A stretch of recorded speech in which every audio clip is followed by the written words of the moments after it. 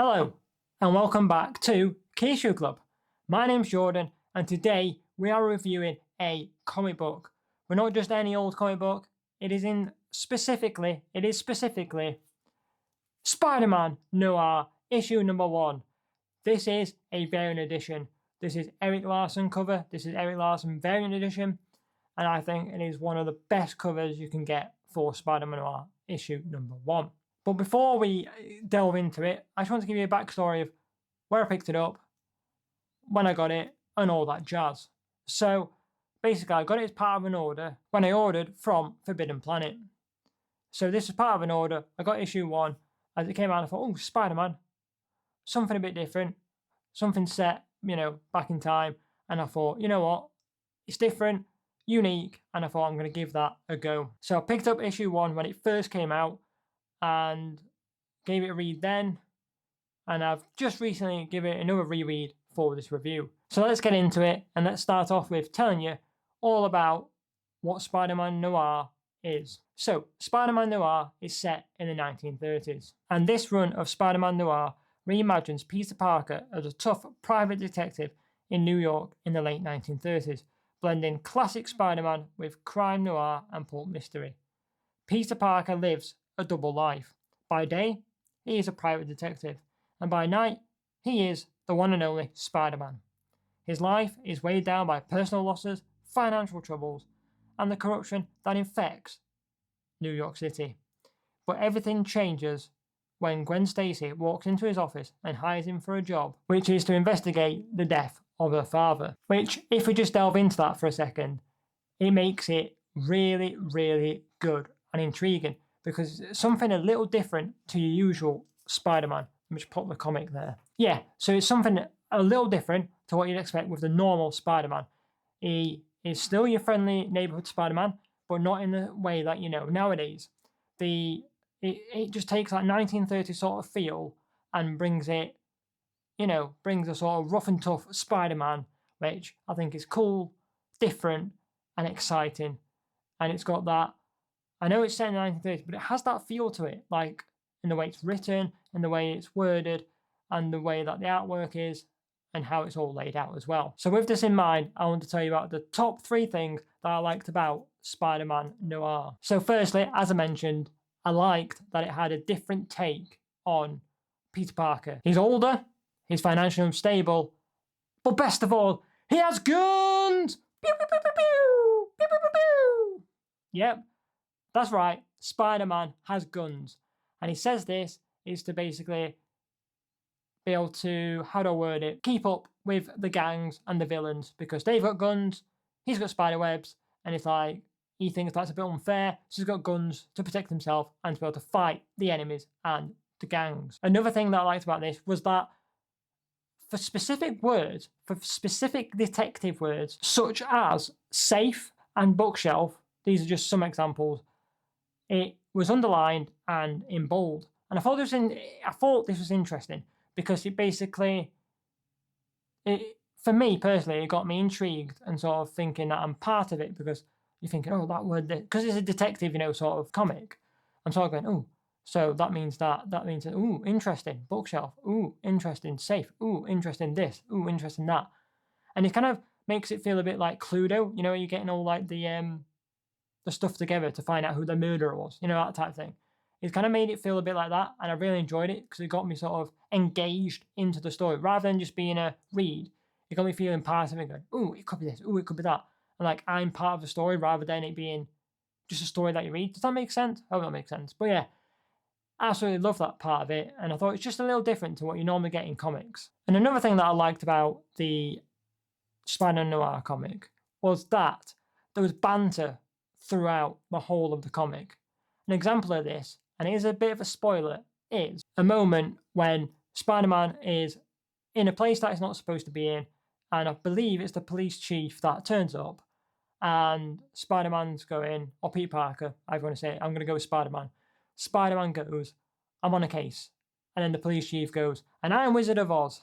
And it's just these little banter bits that make it enjoyable and funny, actually, and not just, just flat.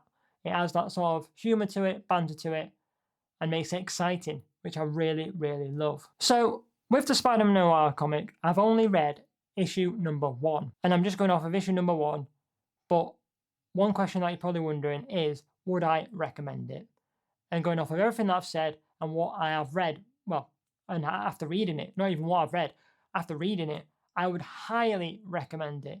It is a mini-series, there's only 5 issues, and it is a great way to get into Spider-Man Noir. And it's a great way to understand Spider-Man Noir, ready for watching, or if you've already watched it, it's great to understand even more the TV series Spider-Noir on Amazon Prime. Yeah, I think this is an incredible one to start with if you want to get into comics as well. If you haven't got any other comics, this is a great way to get started. I started out with a mini-series. I started with Deadpool versus X-Force, and I think a mini-series is a great way to get into comics. And Spider-Man Noir, I would highly, highly, highly, highly, highly recommend. And after recommending this, I am currently in the process of trying to find the rest of the Spider-Man Noir comics.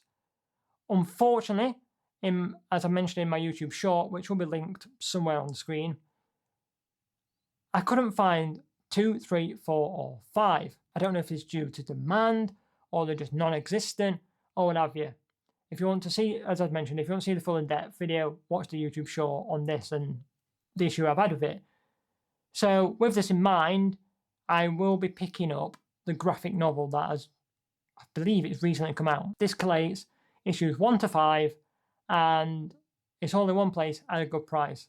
Because unfortunately, as I mentioned, I can't find the single issues of 2, 3, 4, and 5. So graphic novel is the way forward. So I will definitely be continuing reading the series, but through the graphic novel edition, the trade paperback. I'm well annoyed that you can't get issues 2, 3, 4, and 5, but it's not the end of the world because there is the graphic novel. So when I'm out and about, going to different comic book shops, I will be on the hunt to see if I can collect the single issues, the rest of the single issues, which would be very nice to add to my collection, because it's a bit odd just having issue 1 and then graphic novel. It'd be good to have 2, 3, 4, and 5, and it's not even like, there's loads of them. It's literally 1, 2, 3, 4, 5.